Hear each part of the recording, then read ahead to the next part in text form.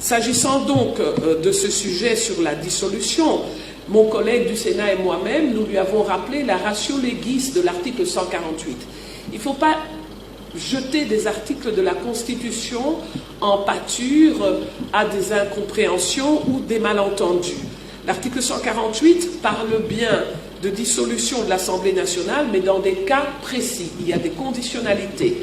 Il faut qu'il y ait une crise persistante entre le gouvernement et la Chambre basse du Parlement, ce qui pour l'heure n'est pas le cas, puisque les programmes du gouvernement et le budget ont été votés au-delà de notre propre majorité parlementaire. Donc, sérénité en ce qui concerne le dialogue entre institutions. Par ailleurs, selon le prescrit de cet article, le président de la République est invité, dans le cas de cette crise, à consulter le Premier ministre, le président de l'Assemblée nationale et le président du Sénat.